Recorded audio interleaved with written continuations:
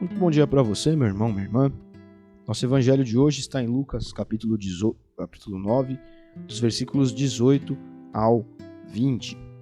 E aqui Jesus pergunta aos discípulos quem as pessoas diziam que ele era, né? O que o povo anda dizendo ao meu respeito.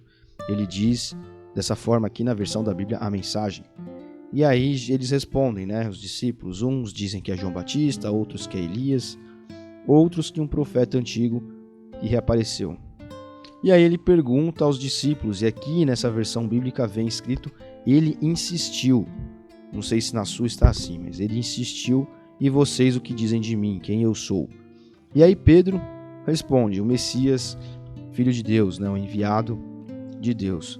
E é interessante que Jesus pede segredo a respeito disso, né? Que eles não deviam repetir essa declaração de Pedro a ninguém por aí. Por quê? Porque Jesus estava esperando que aquele povo descobrisse quem ele era através da fé. Muitas vezes nós, na nossa ânsia de pregar o evangelho e levar a mensagem adiante, o que não é errado, o que está certo, nós queremos insistir com pessoas que não querem enxergar quem de fato é Jesus. Jesus não é simplesmente o Filho de Deus. É claro que ele é o Filho de Deus, mas não é simplesmente no sentido de que, se a pessoa reconhece isso, mas não entende que precisa mudar a sua vida em razão da divindade de Cristo, ela de fato não está aceitando Jesus, não está declarando quem ele é. Por isso que muitas pessoas dentro das igrejas ainda não estão no nível em que Pedro aqui, quando fala pelos discípulos, não só por ele, responde, né? Pedro diz que ele é o Messias de Deus.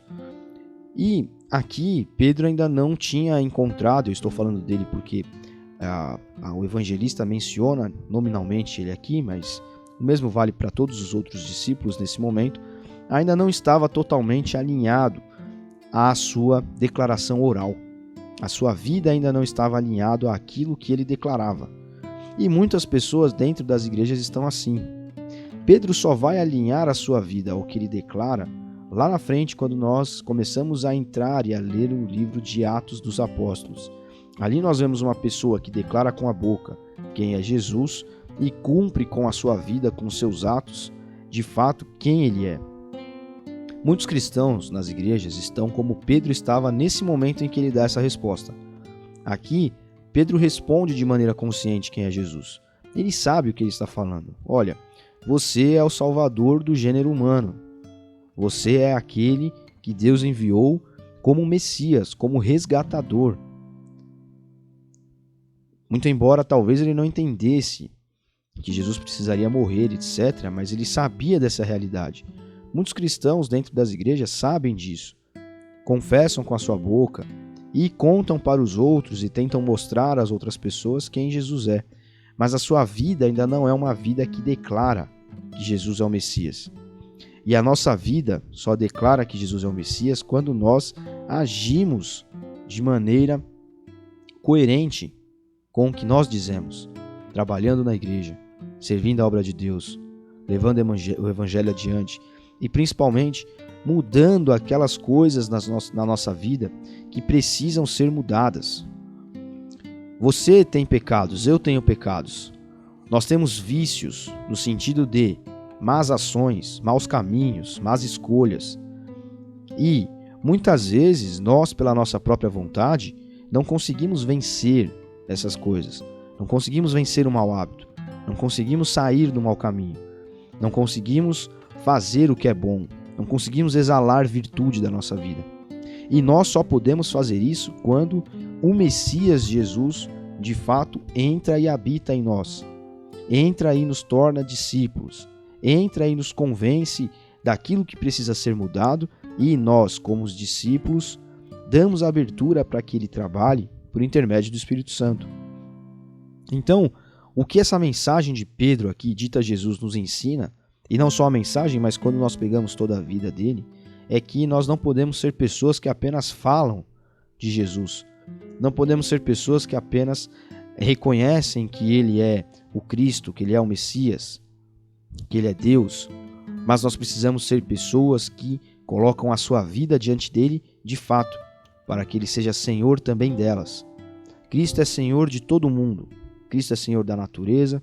Cristo é Senhor de todas as coisas, mas da nossa vida Ele só se torna Senhor quando nós permitimos isso de fato.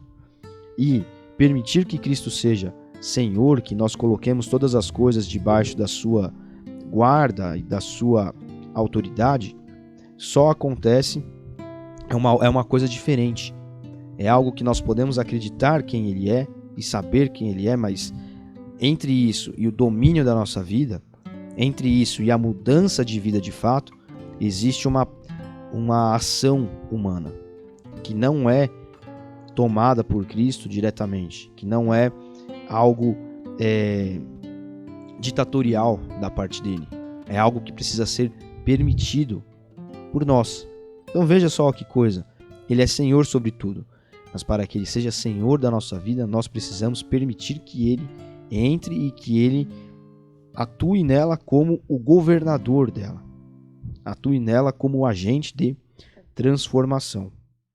Então que hoje nós possamos olhar para isso que está acontecendo aqui, nesse evangelho que a igreja nos propõe, e possamos tomar a firme decisão de que não vamos apenas declarar quem Ele é, mas permitir que Ele seja o governador da nossa vida, que Ele seja de fato o Senhor, aquele que permite e proíbe, aquele que faz acontecer e que não faz acontecer, aquele por quem nós mudaremos ou não.